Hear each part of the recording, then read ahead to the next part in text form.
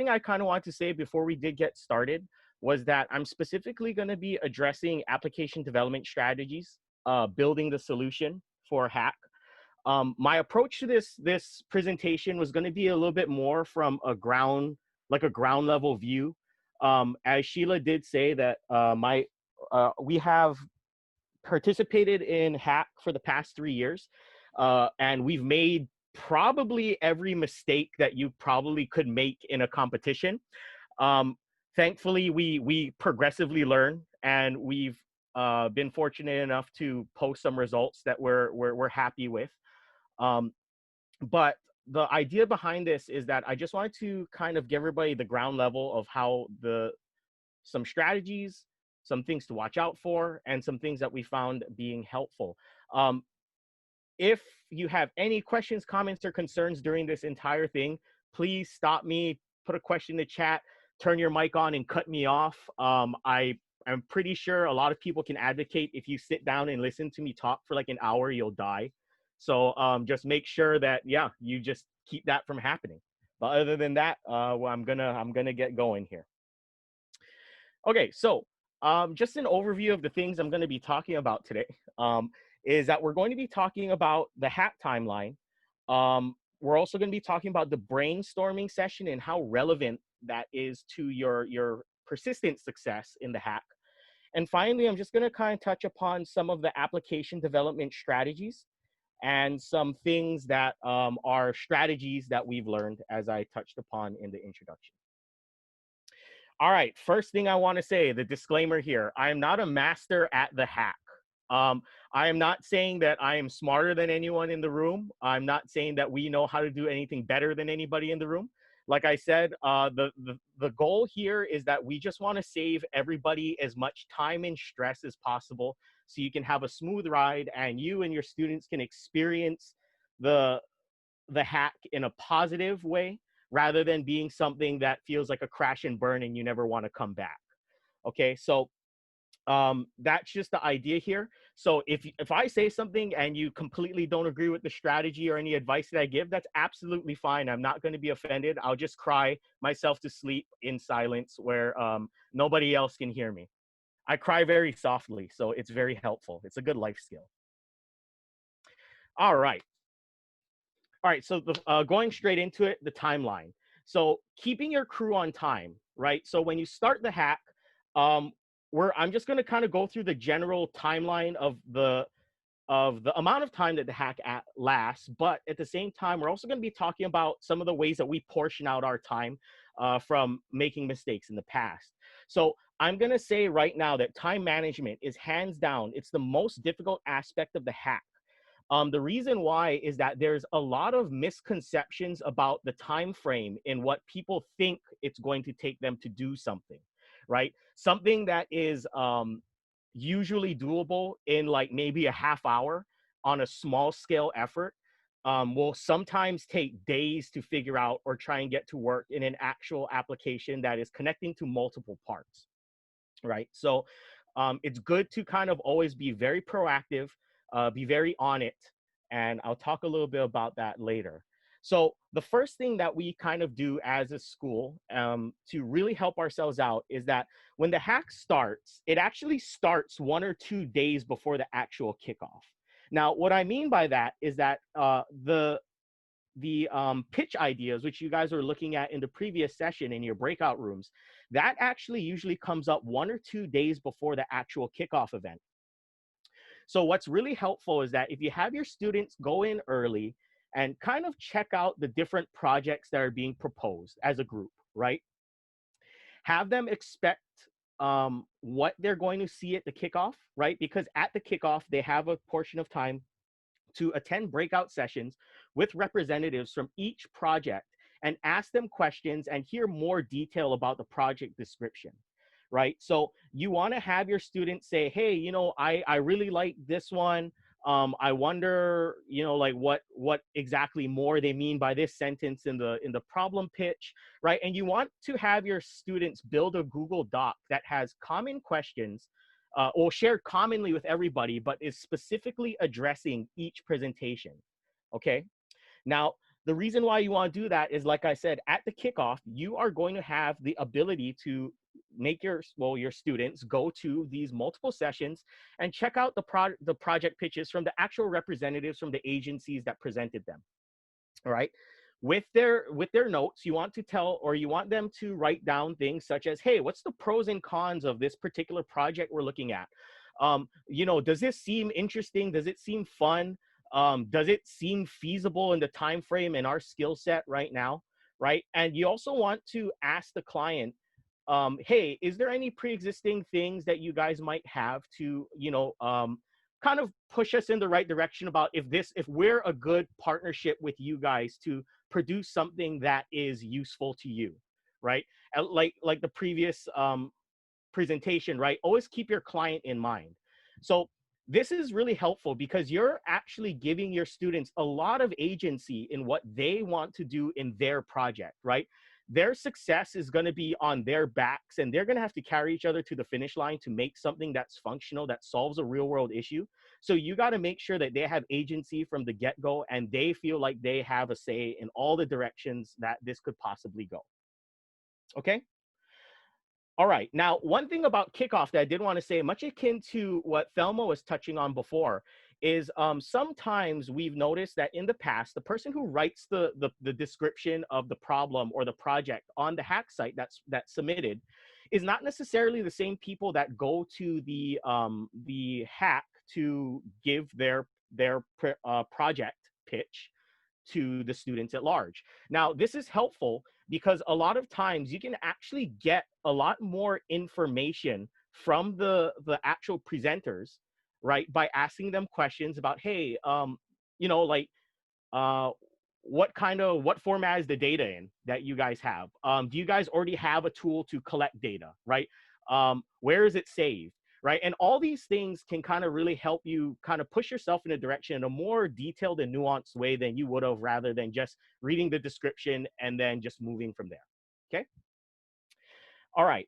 Now, the next step that's going to be very important to keeping your crew on time is that after the kickoff, right, you want to spend about 3 to 5 days in the brainstorming phase. All right. Now, I'll tell you right now, in the year 2017, when we first entered the hackathon, that was quite possibly the worst crash and burn that you could ever have done as a school. We made every single mistake possible under the sun. And the biggest mistake was because we did not put enough time into brainstorming initially, which then forced us to go back to the drawing board and spend even more time than 5 days on the brainstorming phase, which essentially left us with no time whatsoever to actually create our application. So a good brainstorming and planning session in the beginning of everything is, in essence, the core to your success. All right, so in this 3 to 5 day session here for brainstorming, what you want to have students do is that you want to have students independently discuss the projects that interest them, but you also want to have them independently think about their own ideas about what can happen with the project. Okay.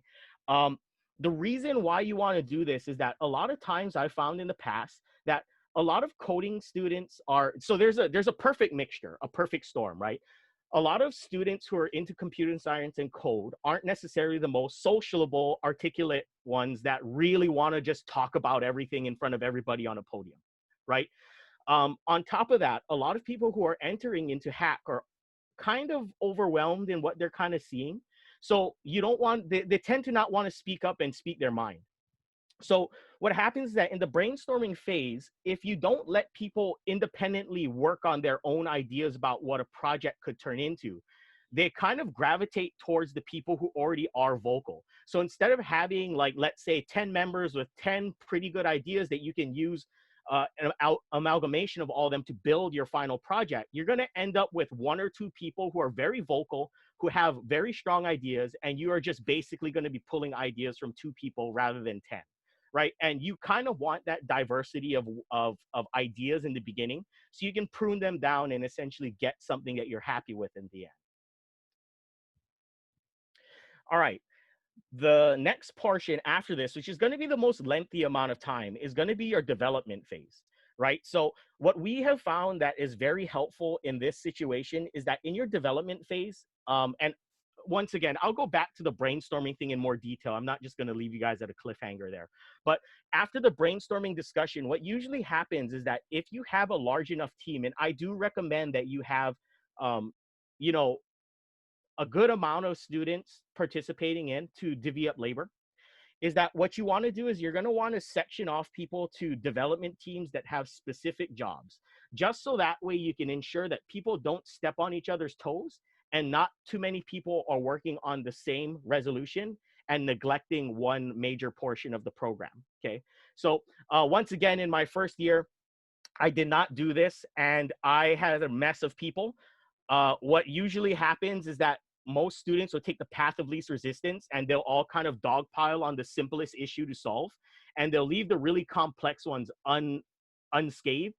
And so what happens is that, hey, after a couple of days, it's like, wow, so guys, let's see what you got done. And everybody has the solution to the one simple problem, but the one that takes the most time has not even been looked at, right? So you want to make sure that you have people be accountable for the work that they are tasked to do. All right. You also, this is very painful. Most people do not want to do this, is that you want to have students keep notes about what they're doing as they're developing their portion of the code or application. This is actually very helpful, mostly because it's helpful in the Q&A session. It's helpful with the technical review, which I'll talk about a little bit later. And it's also very helpful for essentially making the presentation itself, right? There's a lot of things that you can highlight, like, oh, you know, I forgot we did this. Oh, we should really highlight this program. Our application does this because we spent so much time on it, right? It helps you to kind of navigate everything, right? So notes are always good.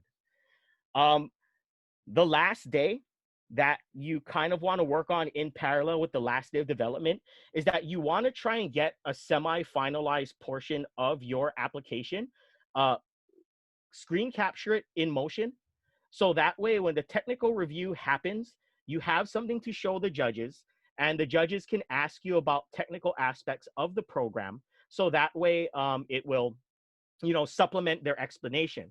Now, of course, this might not really sound, or this might sound common knowledge, but my students sometimes forget this, is that the video has to be done essentially the last day before the technical review. And the reason why is that you want to make sure that it is the most up-to-date working and functional version of your application to show for the technical review, right? You don't want to show like version 0.5 of your application to the technical review team, which is going to cause them to ask you even more questions when you have something that's newer and more functional. Yeah. So unfortunately, that has to wait the last day. Procrastination wins with the students at the end of the day on this portion. Okay. I have a question. Yeah, sure. I'm sorry, I got kicked out for a moment, but when you say keep notes, do you have your students keep a common log, like a Google Doc or a journal or some kind, or how do they normally do that? Okay, that is a great question, Renee. So initially, I started with, hey, pencil and paper notes, everybody keep your journal. Students lose composition books as if they get paid money to do so. So then I started to run into issues where they would lose their notes. So what I eventually had them do is that in the Git, so in GitHub or whatever they're using, you have the ability to add notes to your updates. So I had them doing that. So that way it would incrementally update their notes as the code improved. Another method, as you said, that some students are more comfortable doing was the Google Doc, right?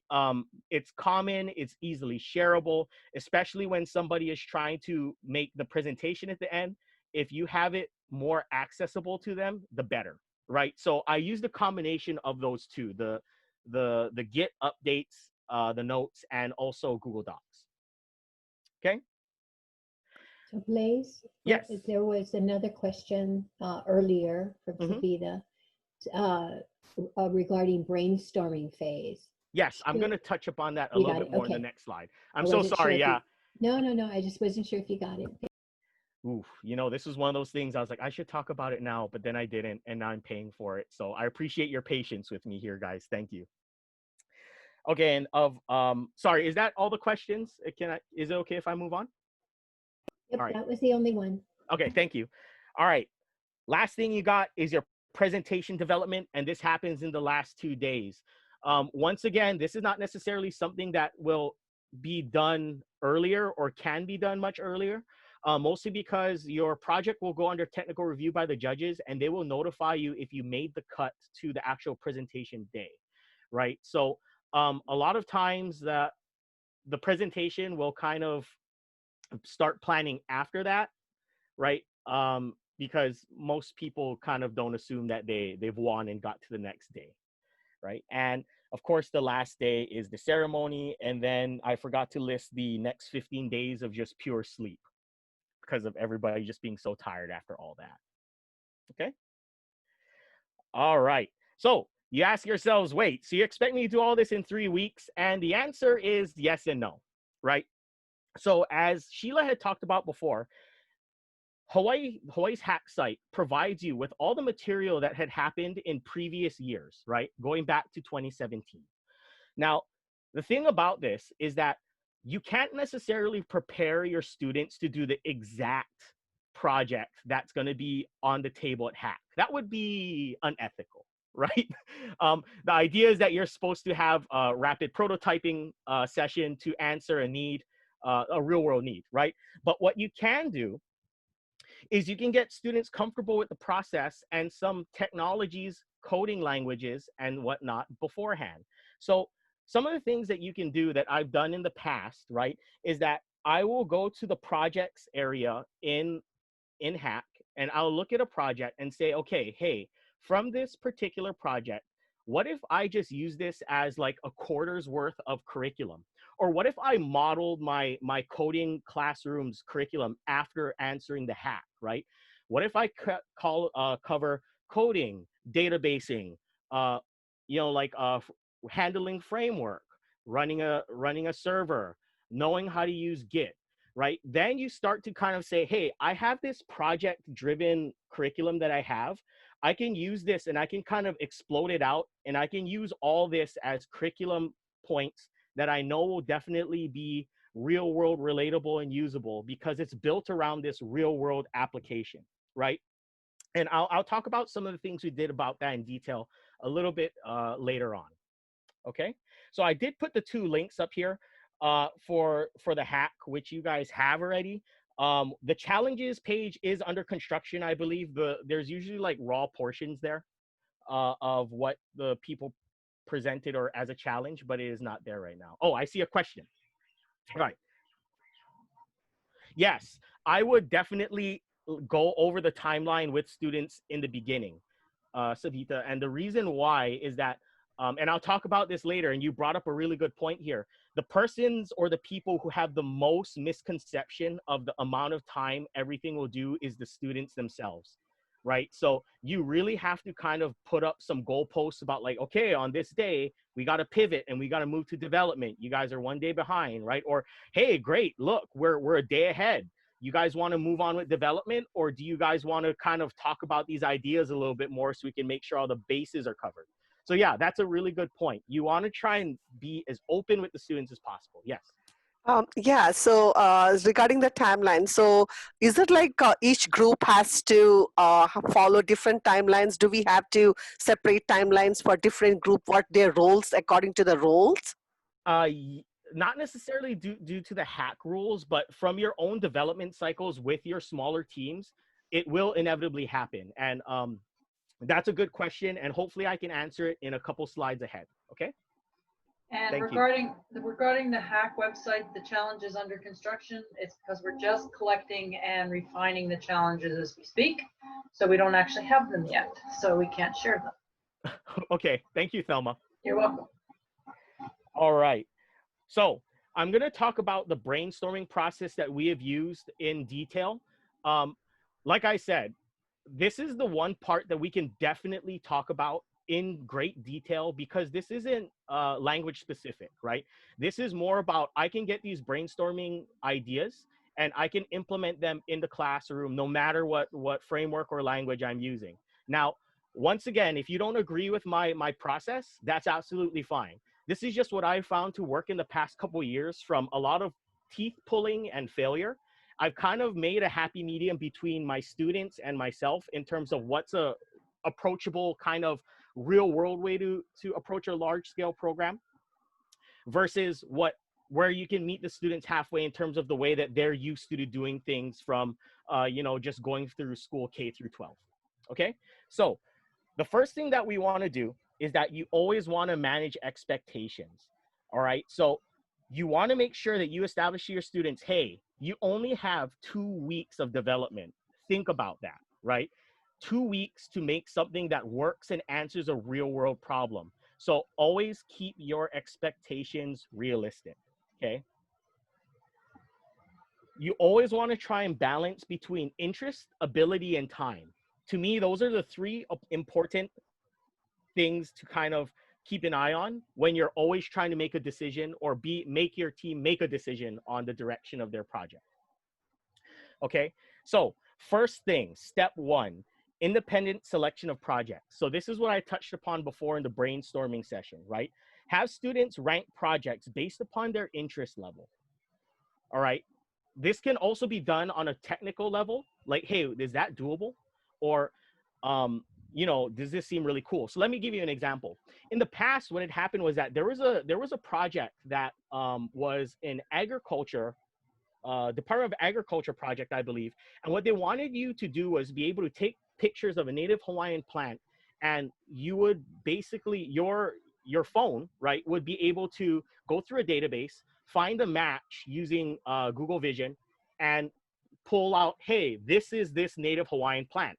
And you were supposed to be able to add metadata to it, like this is the location, right? You could use the phone's built-in GPS. Here's the coordinate of where I found this plant. It goes into a database. It helps the Department of Agriculture find all these plants, right?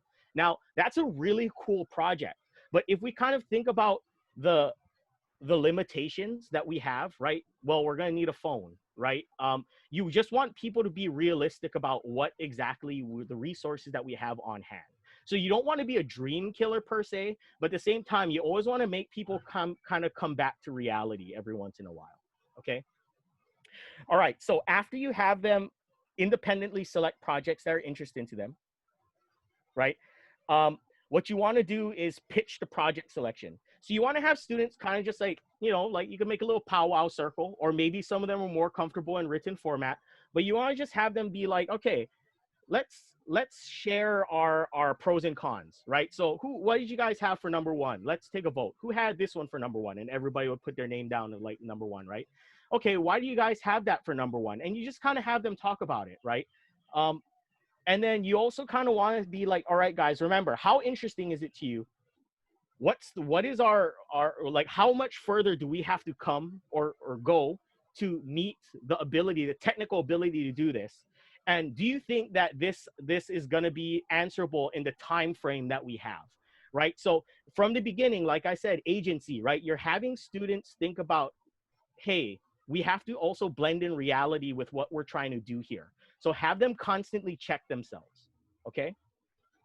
All right, step 3, of course, after everybody has presented their top projects, talked about why they like stuff, why they don't like stuff, you have them and take it to a vote, all right? Now, this might be a heartbreaker for some students because some students are really passionate about certain things that they see, right? But you have to have them remember, you know what? You don't always have the ability to do everything that you want to do all the time, right? So the project selection will never be unanimous. It's always a close vote. Like a lot of times for me, what will happen is that I will have to actually be the tiebreaker in the vote, right? And the reason why is that, you know what? Some people have different values in terms of the 3 things I presented before, right? Some people just want to make a decision purely on interest. Some people want to make a decision purely on ability, right? And some people just want to be like, what can I finish fastest, right? So everybody has their own different differentiation of what they value. So the vote is never going to be unanimous. People look at it in different ways, and that's absolutely fine. It's just a good way to kind of show people, hey, be a good sport. You know, we selected this. The group thinks this is the best. Let's all move on and support each other. Okay. All right. The next thing here, step 4, creating a goal or mission statement and plan the app solution based on UI. Now, this is probably the most controversial portion of the planning phase that I have that maybe a lot of people don't agree with. So you got to hear me out on this one, okay?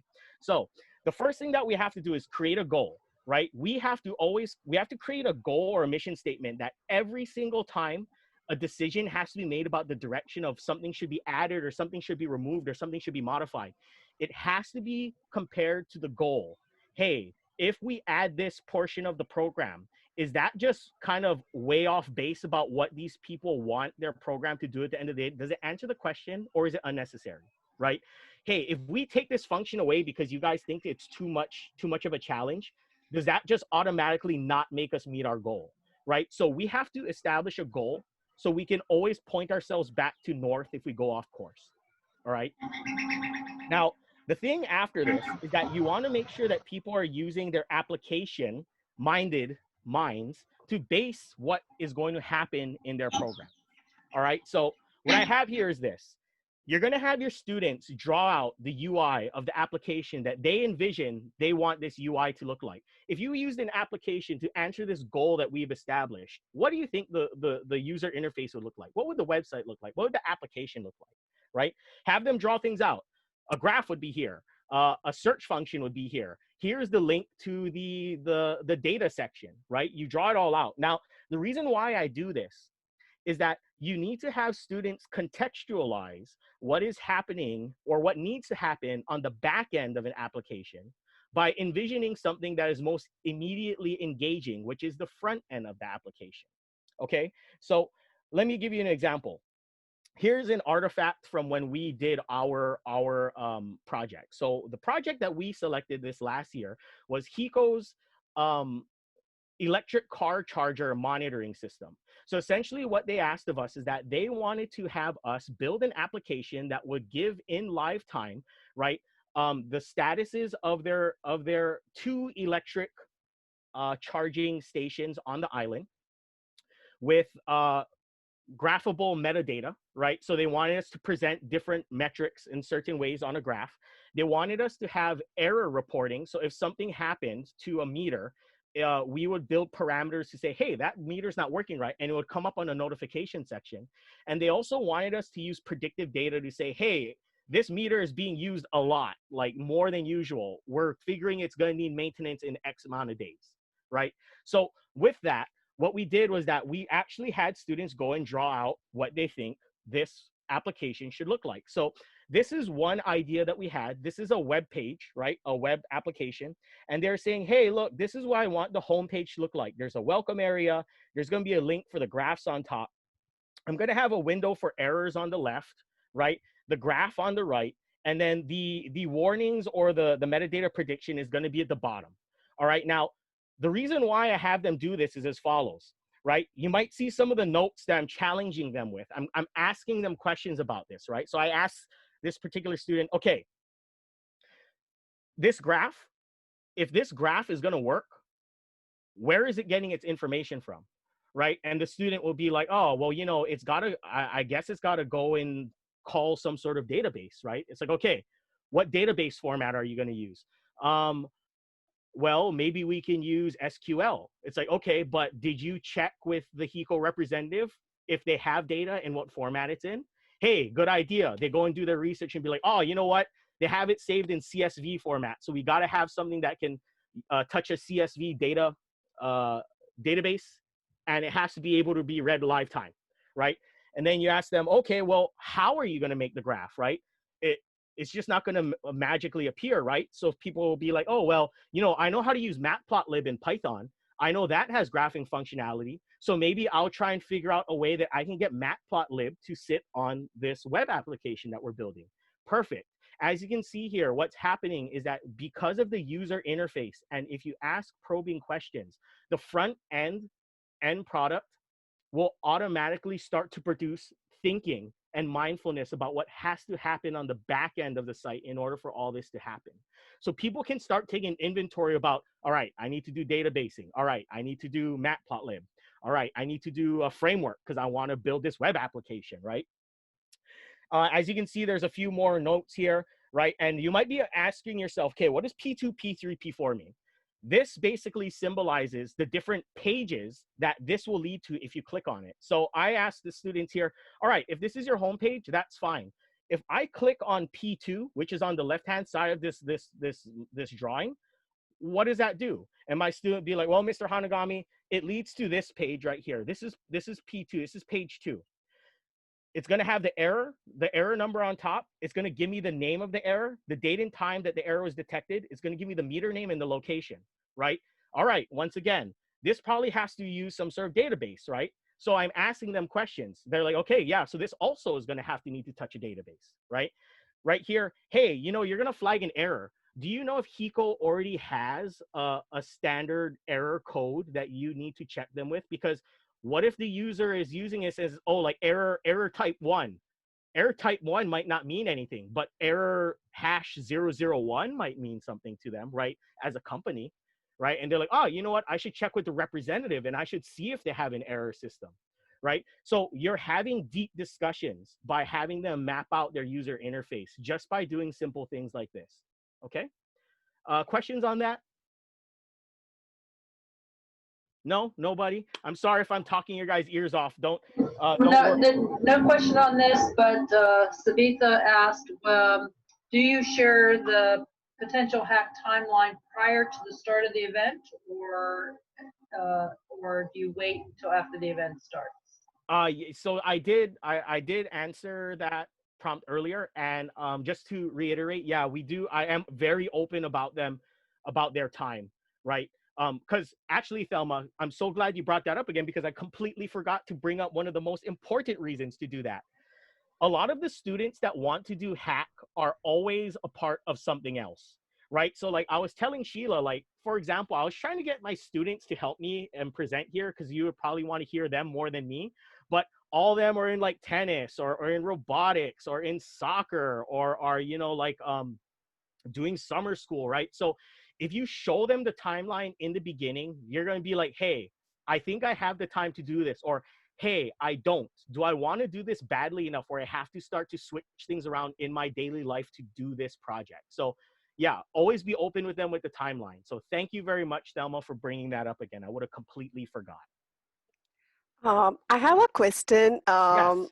Yeah, so you talked about brainstorming earlier, and I have a question. Like, so what if the whole thing is like something new for the students, and so we shouldn't be even scaffolding with the students, like how it looks like, what, or is there something like a video or something, like if we want to, how we can introduce this to our students if they are something new to this whole thing? Okay, Savita, that's a fantastic question. So I think my idea is so initially weird that I don't know if this is even a commonly used thing out there. So I don't know if there's like a proper video or tutorial you can show them about this. But what you can do is this, Savita, and man, you're asking all the good questions today. This is actually what we were going to do for our activity, right? So what we were going to do is that you can show them some websites, right, that they're using, right, like Instagram or something, right, and be like, okay, try and look at Instagram, right? Let's map it out. What do you think these things connect to, right? If I click on this, where does this go? How do you think it's able to pull this information? Where do you think that is? Do you think it's the same place it's pulling information from the other page we're looking at, right? So you can actually use this front end experience and start having people be more mindful about what's happening in the back end. And it's actually, it's very, I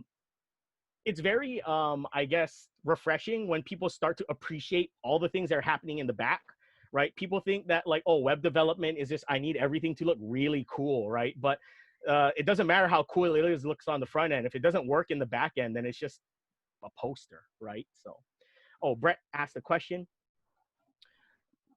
Okay, so Brett, yeah, I was just curious in your process because, you know, I mean, I see the flow of how you organize, you know, the planning and the brainstorming, but ultimately I'm just curious on how do you manage the skill set of your students that are participating? Is it a selective process, or is there an opportunity to allow students at all levels, maybe some that have not really done this type of, application development and but are interested in participating? I was just curious about that. Brett, thank you. That's a fantastic question. That's 10 points for Gryffindor right there. So, so no, that's a great question. This is something that I was asking my students literally a couple weeks ago about their experience, right? So I asked them, hey, so I have two girls that were new to our HACC, and they were very, very intimidated in the beginning, right? And I asked them, it was like, okay, hey, do you feel like you came out better coders after this project? And they're like, oh yeah, we learned so much, right? And they initially didn't want to do anything because their skill set was nowhere near as developed as some of the senior members. So the thing I told them is this. I told them, hey, look, there's always going to be something you can do, right? So for example, if somebody is trying to work on, let's say they're trying to build a way of using their machine learning to predict the problem from a database, right? There's literally portions where you can just have somebody be like, okay, here's the name of the variables. Here's what I need. Can you type this out for me, right? So if they have rudimentary knowledge in, let's say, for example, Python, the language we use, be like, okay, you know how to make a for loop, right? They're like, yeah. Okay, so make a for loop that iterates over this list, and this list is named this, right? And just create that for me, and that'll be a huge help, right? So it's people just doing whatever they can to contribute to the end product. There's some people who are going there and literally either retyping or cutting and pasting things that are important to the end of the program, right? So like it'd be like, hey, we want these icons to show up when there's an error. Can you guys just make this? Here's the basic template. Can you just put, if this parameter is met, call this image and put it in this area, right? So you can kind of, if you are mindful enough of trying to help the bottom end, you can, bottom end in terms of skill set, you can definitely make them feel involved and engaged. And they also learn by just being around what they see everybody else doing, ask questions. When they ask for help, the way that they're approached by their peers, right? So it's really beneficial all the way around. So I don't know if that answers your question, Brett. Is that okay? Yeah, it sounds like you do have to, in essence, promote it to the students. That it's not necessarily about being technically versed, and it's really a team collaborative effort to participate in this competition. I think that's probably one of the things that students probably might not get right up front, that, oh, you know what, I don't have to be an expert in a certain programming language or, be technically versed to be a part of the team. Yeah, and that's a really good point, Brett. Oh, And sorry. I want to add one comment to all that, because it's really important, because we, as the planning committee of the event, emphasize over and over again to the participants and the team members, this is not just about coding. In the real world scenario, if you were starting a business, you would need somebody who can do the design work, somebody who can do the development work, the coders. And then you need somebody who's what we sometimes refer to as the huckster, the guy who is the business person, the person who can sell your product. And the HACC event actually mirrors that, where there's got to be somebody who can look in the back end, like Blaze is talking about because of this particular presentation, and somebody who can look behind the curtains and see what they have to do. But that front end has to look nice too, and sophisticated and elegant, or whatever the right terms are for what they're developing. And so that requires design and creative spirits, not just somebody who's coder.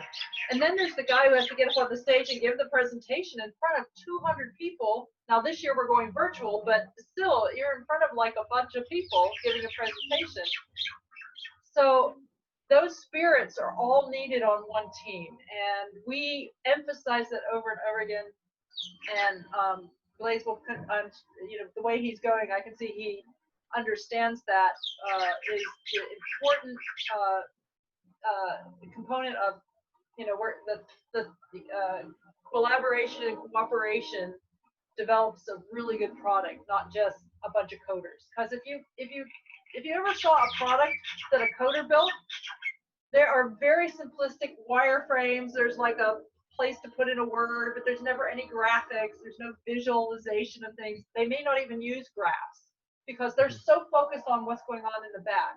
So the collaborative spirit is so vital in this project. And that's what actually wins the prizes, is the whole package, not just great coding in the back. So I completely agree with Thelma, and I'm going to kind of talk about some of the expectations overall for people, even with diverse skill sets. So yeah, I'm going to definitely come back to that as well. So thank you, Thelma. All right, so I'm so sorry, but I just want to make sure I don't take too much of your guys' time. So I'm going to just try and push this forward. I'm only on 304 of brainstorming. I know, everybody, roll your eyes. All right, so the next thing that you want to have do, everybody, after they develop their drawouts of their UI, you want to have them pitch the UI to the group members, right? Now, the reason why you want to do this is that it facilitates discussion and has ideas explained in a safe learning environment, right? Hey, this is what I want my website to do, right? Then what can happen after everybody fully explains their idea, we can go back and ask each other like, okay, well, you know, I really, really like this aspect of your application, right? Or, hey, I think I didn't even think about adding this particular link to lead to this particular portion of the site, right? So people are kind of giving each other feedback. Sometimes you'll run into some real bad feedback, or not bad per se, but just not more suggestions or advice than praise, right? Be like, you know, I really like this portion of your application, but it kind of misses the goal, and it seems like it's going to be a huge time sink, right? So it's good to have the people, your people, kind of talk about that. And finally, at the very end, you want to either pull somebody's complete application, their UI design, or you want to kind of make everybody, like, you know, you as the facilitator kind of be, hey, you like this? Do you think we should add it, right? And you kind of Frankenstein it together to the point where there's something where everybody is happy with, right? Now, after you do that, what you want to do is that once that UI is decided on, you're going to want to take that deep dive into planning. So just as, you know, kind of Brett was touching upon before, because he's looking past this just brainstorming portion, you're kind of thinking about, okay, let's look at the UI. Any final changes before we move on? Let's compare it to the goal and the vision. Everything matches up. All right, now let's think about all the back end things that we got to think about this being done. Right now, not everybody is going to be able to participate in this conversation because there are varying levels of understanding in terms of coding, right? But you can have some people talk about it, and kind of almost through osmosis, you can kind of have your less experienced coders start being like, wow, I didn't even think about this being an issue, or I just thought this was going to be automatic, right? Oh, I didn't know somebody had to build that, right? So you kind of open people's minds, and you also have a fruitful discussion in terms of what mindful things need to be done down the road. Okay. Here's a neat trick that I found. So the deeper dive into planning, what you're going to find is that some people, especially a lot of more your experienced, enthusiastic people who are about coding and computer science, they get real hurt when their idea is considered to be overambitious or misses the goal. So here's what I do. I dangle the carrot. So what I say is that, hey guys, now let's look at all the functionality of this site. Let's go through version 1.0, 2.0, 3.0. What is the meat and potatoes of the application, right? So when you get to that student's super advanced method or thing that they want to do, you ask them, hey, here's the deal. Do you think this is super essential to the program, or do you think that this is something that would be extra, right? They might be like, you know what, it misses the goal. Hey, so here's what. We're not going to work on this for 1.0, but I'll tell you this much. Once 1.0 is done, I will let you take a few guys and develop to get this working. So when we turn in our project, or before the technical review, we're at 2.0 and it includes your feature. How does that sound? Right? So you're dangling the carrot. They're like, oh, okay, I know my idea is good. It's valid, right? It's not going to be useful for the first functional iteration, but if I can get this done fast enough, we can move the team and I can bring this extra functionality that, although not towards the goal, it might be above and beyond the goal, but it's still going to be really helpful. So that's kind of one of the real useful methods to kind of let people be in check of themselves, right? Is this something we need functionally, or is this extra, but it's going to be really cool? If it's extra really cool, let's get all the necessary stuff done first, and then we'll move on to the bells and whistles, okay? Okay, step 9. This is going to be the hardest part. the labor distribution.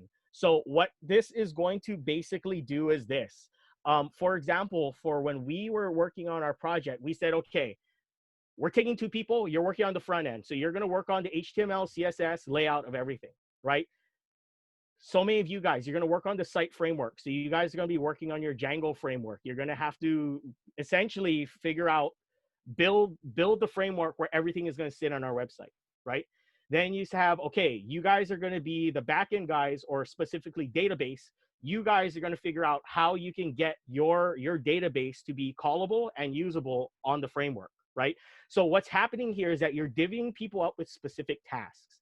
You want to do this because it's easier to have accountability for students, not only for you, but also each other. Oh, IAT is the thing I always refer to here as interest, ability, and time. Sorry, I just saw that in the questions there. So interest, ability, and time, right? So, okay, labor distribution, you're always going to have to appoint a head of the department that you're working in, okay? You have to make it very clear to people. They are not automatically the best, the favorite, or anything of that. What you want to do is that you want to have somebody who you can clearly just, hey, what's going on today? What are you guys doing? And they can give you the report about what the team is doing, okay? You need that point of contact so you can have somebody accountable to be like, hey, if Mr. Hanagami is always going to be asking me about what we're doing, I should ask everybody else in the group what they're doing, right? And then you build that chain of command that makes it much more manageable for everybody across the board, okay? When you build your labor distribution, there's going to be times where you're going to have to get teams to move to different teams, and more about that later, okay? Step 10, the last part of the brainstorming process, dev teams plan their part. You have people sit down, you make logic maps about the things that need to actually happen on their specific job. Maybe you want to make a agile development situation where, like, here's a checklist of things that we need to do, so we can just come in every day and we can punch them out, and we keep going over that list until there's nothing left. But that's when the specific development happens per team. And that's where that's an actionable plan that people can now finally use, okay? Very important, teachers need to monitor all groups at all times, all right? Now, this sounds kind of like weird, but what I find that a lot of times happens in these large-scale projects, just talking to some of my peers, is that there's usually a crash and burn, and I've been guilty of this in the past too, right? So I'm not calling anybody out, I'm calling myself out as well. There's been times in the past where you're like, oh, it's the kids' jobs to figure out what they have to do. Oh, problem solving is a part of the experience, right? Yes, it is, but it's going to be different from being like, hey, guys, can we like get across this lake, right? And then they don't even know how to swim, right? So you have to give them some sort of fundamental structure so you can help them work through those basic problems. You can't expect somebody to go to 0 to 1,000 on their own. Because if not, well, then you're just, are you even really necessary at that point, right? So you just want to make sure that you're going to be there, you're going to be supportive, and you're going to kind of establish a lot of things with them in working, okay? All right, I'm so sorry. I'm going to try and crunch out these last slides. I don't have many left. All right, so application development, platform choices. So as Brett was touching upon before, skill set. How do I know what my kids can do? What should I have my kids be able to do before entering into the HACC? Okay, so here we go. The first thing that you want to do is that what I do as a strategy is that I just call the ball, right? APCSP, A+ certification, C/D, we all teach Python, right? So what I tell my kids is that, all right, guys, here's the deal. Unless somebody can provide me with resources or anything of that nature, we're gonna make all of our decisions as Python-centric things. Whatever we choose has to exist in Python. So I established that ground rule, right? What language is your schools using? You should run with that language and find what tools fit with that language, okay? The next thing, search for a platform. So for me, for example, I use Django. Oh yeah, so I'm using Django. It's a framework that is very, very popular right now, Python centric, very versatile. So If you're not going to use Django, so for example, I know in the past, some people used application frameworks like Salesforce, right? Or some people use, I forget the one for Apple, but Xcode, right? So you make these decisions based upon, this is the language we know. All right, now, how flexible is it? Is it being used in the real world? Can I find tutorials, documentation, or curriculum or lessons on this particular framework? Now, this is important, right? The reason why is that in my second year of doing this, I chose a Python framework called Kivy. Kivy has literally no documentation on the internet. All it has is people who put up projects they built in Kivy. So my poor students, what they had to do was that they had to go and look at other people's codes and try and figure out how to read it, what it's doing, and they had to teach themselves how to use Kivy so they could implement it into their program. So that was a real shortcoming on my part, right? I broke the rule that I talked about in the previous slide. So you have to make good on your students. You have to be like, hey, if I'm going to recommend this platform, guys, I did the research. This looks usable. There's a bunch of resources. There's things that we can look at together. I'm not going to leave you guys in the dark. Okay, so you got to do that homework for your students. Pick a language, maybe one that the school is already utilizing. Find that language and look at the that frameworks that leverage that language. Okay. All right, next thing, technology choices. I'm going to just summarize this real quick. Solutions do not have to be expensive. You don't have to throw money to participate in the hack, okay? My computers in my classroom, shout out to public education, are like 10 years old. I don't have, like, I have a couple computers on there that are like quad core processing, right? And now it's like, if you have a quad core processor, people just laugh at you, right? But with our makeshift lab, we managed to do all these things. You don't have to have a lot of money. You just need to have some basic equipment to do things for this particular competition. This is what I'm talking about bringing your students back to earth, right? Oh, Mr. Hanagami, I found this thing that just, you can make it and it just sits in your program. It just exports the code and you just put it in your framework. Oh, that's cool. Yeah, but the only problem is that it costs $199 for the license for the year, right? Okay, that's not doable. We don't have $199. Let's find open source equivalent technology that almost does the same thing. It might be a pain in the butt to use, but you know what? It's free and we can use it, right? Same thing about managing expectations by checking it with reality. Whoa, mister, what if we had this cool thing where it's like we had this mini device where we hooked it up on people's jackets and there'd be a camera on it and it would scan to see where they are. Wouldn't that be so cool? Yeah, that would be cool, but do we have any of that equipment? We don't have that money, right? So let's bring back those expectations. What's something that we can do that we can almost recreate what you want to do, but on a budget with equipment that we already have, right? You always want to not necessarily shoot down people's ideas, but you want to push them to look for economically sensible decisions in the technology choices. Okay, next thing, team knowledge and skill. All right, now here's where I'm touching upon things that Thelma had brought up before, and you guys might disagree with me, but this is what I found to be most helpful. All right, team knowledge and skill. The first thing is, no matter what happens, all students need to know how to code. I'm not saying necessarily that this in the beginning, they all have to be masters of their subject, but at the end of the day, they all need to have some sort of desire to learn how to actually code. It's not about winning prizes. It's not about putting it on your resume. It's about learning how to actually code, right? So what I have here is that highly specialized skill sets, public speaker guy, the video guy are tertiary to the actual skill of coding. Now, what I mean by that is that if you have a video guy or if you have a public speaker guy, that's awesome. But you know what? Those guys got to get their hands dirty too. And this could just be because this for me is a high school manifestation of the way we participate in HACC. But what I find happens is that members who have specialized skill sets almost seem to be treated as the favorite. So let me give you an example. The first year I did this, I had a guy who was all about video. Graphic design was his passion, right? What had happened was that every meeting we'd call, he'd be like, oh, Mr. Hanagami, you know what? I'm not a coding guy. I'm just a video guy. So can I miss this meeting? Yeah, sure. There's nothing really that you can do here. What eventually happens that when those other kids are like busting their butts trying to get this thing to work, and they see this one guy like not show up to meetings, not have any work to do, he just kind of shows up and plays on his phone. That's a huge impact to your morale in a negative way. So as a school, you want to make sure that no matter what the people's specialties are, they know how to do as much of everything as possible. Okay, there's no favorites. There's no cop out. I'm the video guy, so I don't get to do anything. That's not a thing here, okay? All right, so the next thing, teachers need to be taskmasters, okay?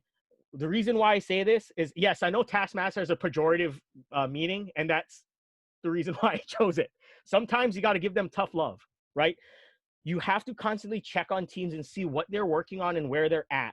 Here's a big one that I learned the hard way. Sometimes solutions for one group's problem is already solved by another, but simply because you're not facilitating communication between groups, that is unnecessary work that's already been solved. So let me give you an example. I gave, last year for my students, I gave somebody the database, right? Their job was to do databasing.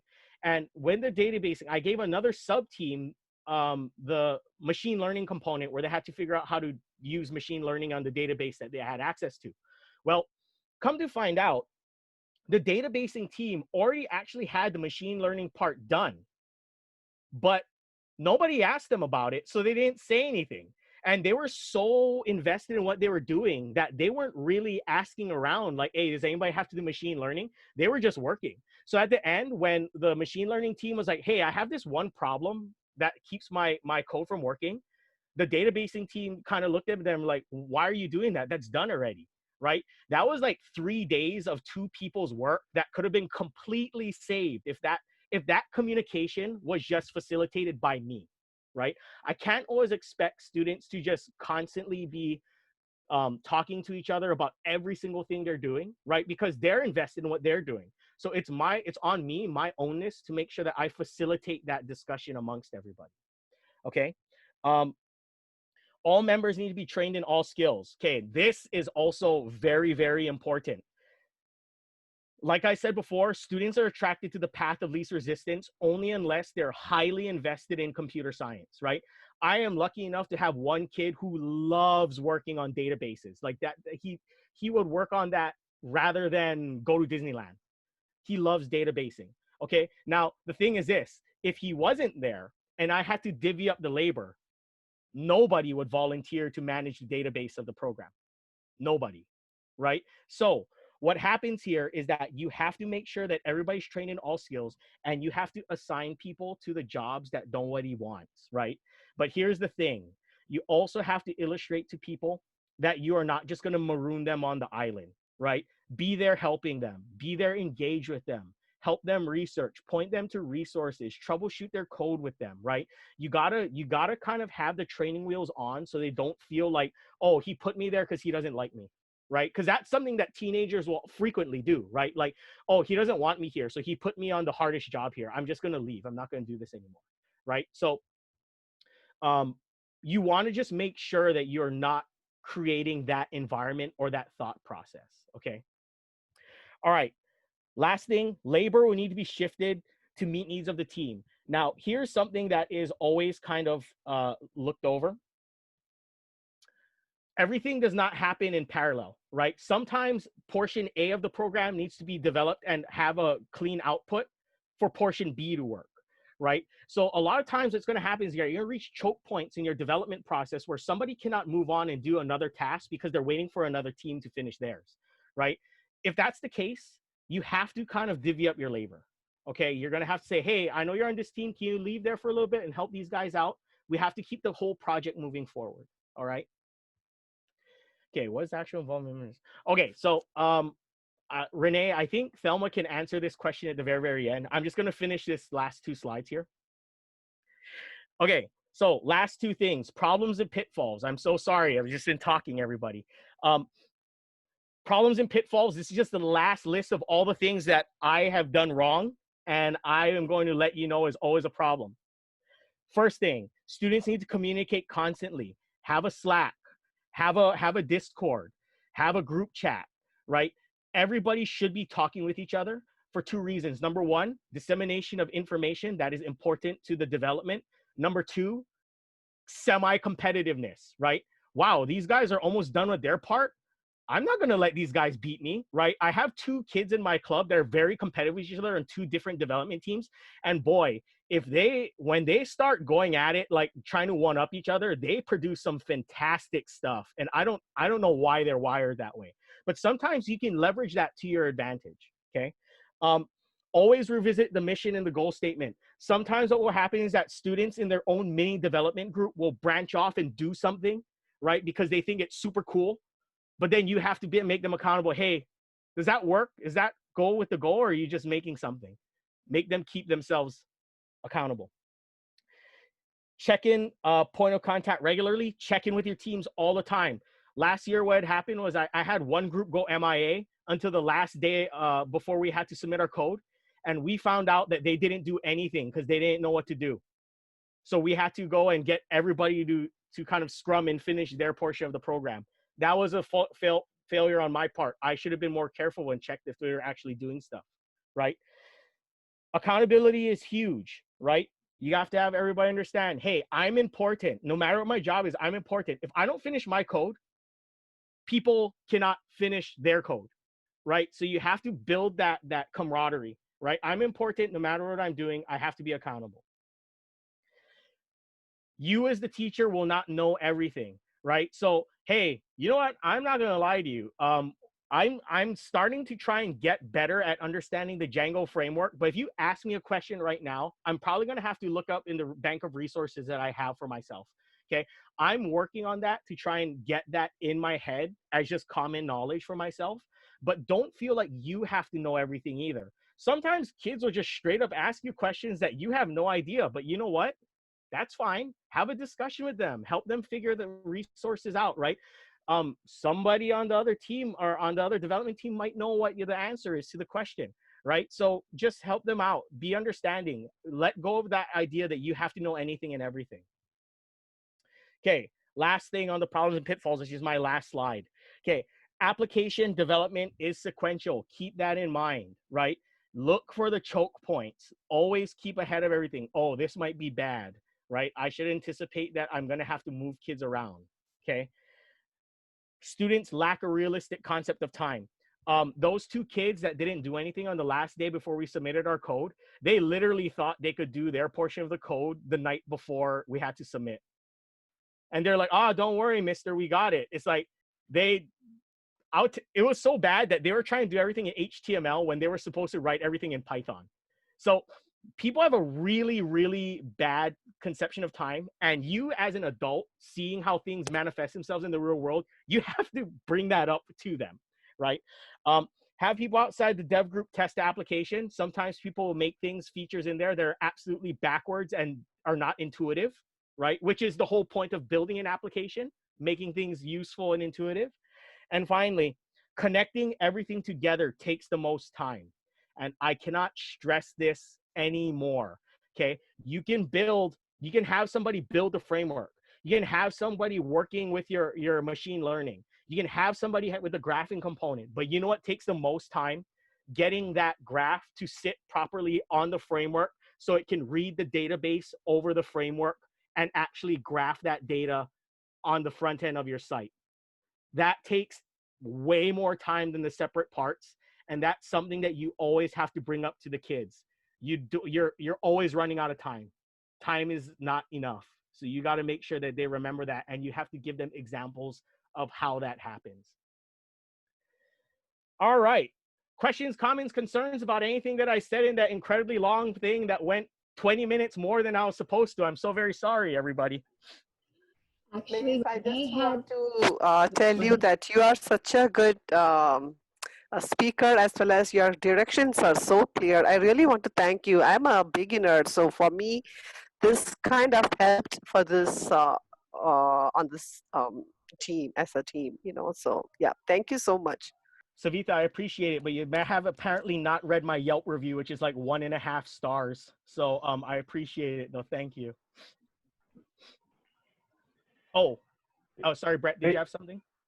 Yeah, I'm just curious. So do you run this like an after school club where you or? Yeah, that's a great question, Brett. So what I do is that I run this as an after-school club. That's what my coding club is for.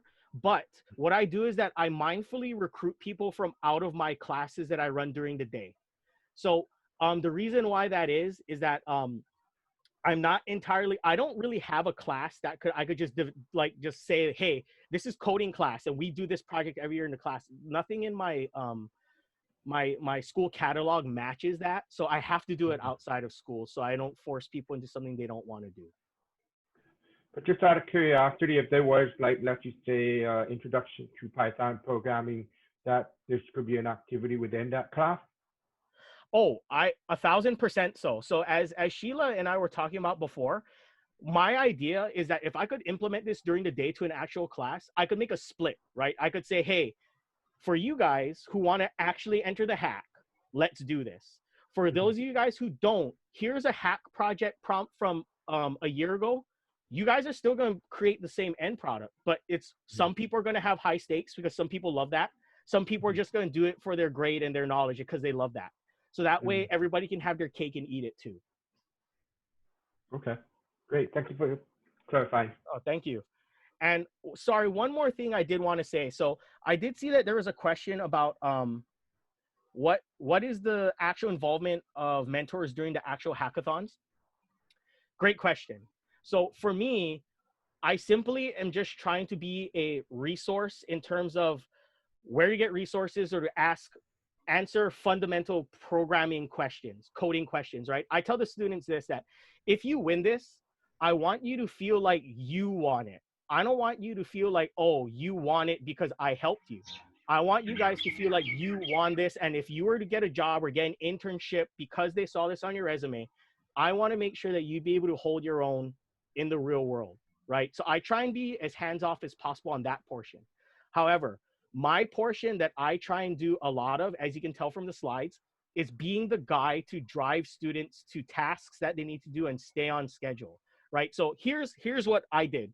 2017, we didn't even submit something. That's how terrible it went, right? And that was because I came to the conclusion, what's more important? For students to ultimately fail where they don't even get to do development, programming, coding, presenting, and pitching? Or is it more important for them to actually get to the point where they are in contention to actually do real world work that might get them excited about computer science, right?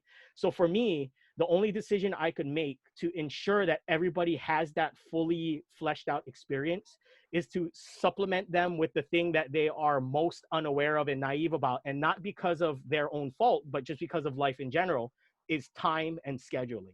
So that's basically my number one most important skill set that I'm lending to the team as just being their mentor. So I hope that answers your question. Yeah, thank you. I always wondered, because I've gone as a volunteer and without knowing anything. So I really couldn't help them. But I was there to, whatever I could do, I provided, but I couldn't really answer any of their questions on coding or anything else. But, something that's come up, I don't know if you were concerned about it at high school, but at the middle school, and it comes up over and over and comes up in all different kinds of trainings. Like, what do you teach the kids, or what do you hold them to in terms of copyright? I've gone to a bunch of different workshops this summer, well, since March, and a lot of people don't even want to touch it because there's so many legalities, involved. How do you handle that? Okay, so Renee, that's a fantastic question. So the way that so here's what I do, right? To expedite their intrepidations, right? To expedite the process and eliminate their intrepidations about stepping on copyright infringement, what I essentially have them do is that I try and have them work on or use as much open source technology, applications, platforms as possible, right? Open source things, mostly because the outcome of this is rapid prototyping, right? Prototyping to answer a real world need. We are not necessarily monetizing our solution in any way, shape, or form. right? So what we essentially are doing here is that we can actually not worry about a lot of the open source usage, because some of them say like, if this product generates a revenue of over $10,000, then you have to file for like a real copy or something, right? So just as long as we are, the HACC provides us with a great platform to explore, right? If this project is taken and moved to the next level where, you know, like, let's say it's actually used by the department of, by HECO or something like that, right? Then we can come back and reiterate, okay, guys, now we have to look at this through a different perspective, right? Is there anything that we're going to get in trouble for because we had oversight? But that's time that can essentially be taken outside of the competition, where a lot more eyes and a lot more attention on details can be looked over. So I don't know if that's the correct approach, Thelma, and I don't know if you agree with that, Renee, but that's kind of what our mentality is.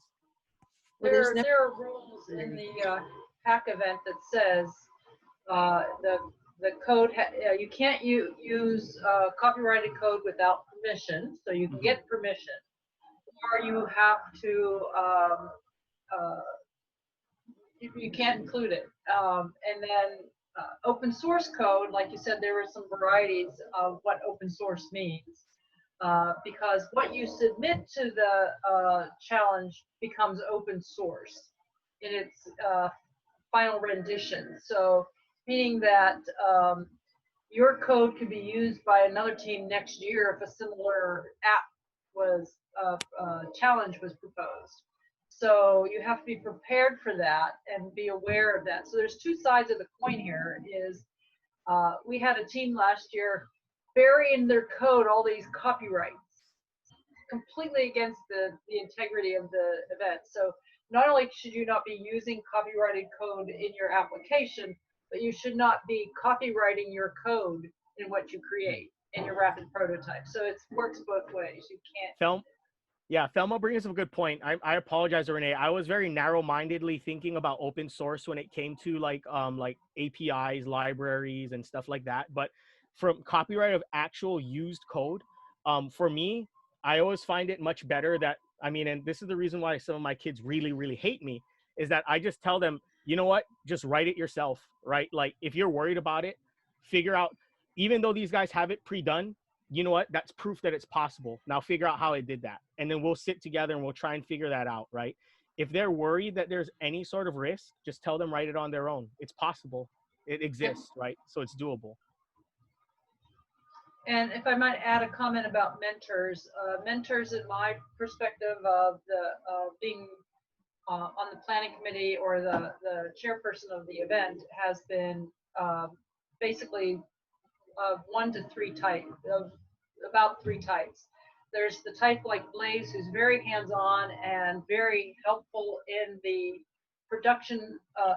He doesn't code anything, but he's what I would call a project manager mentor. He makes sure that the teams are online, and having been a project manager in actual real life stuff, that's the role he's playing. He's making sure the teams are doing things on time, under budget, blah blah blah.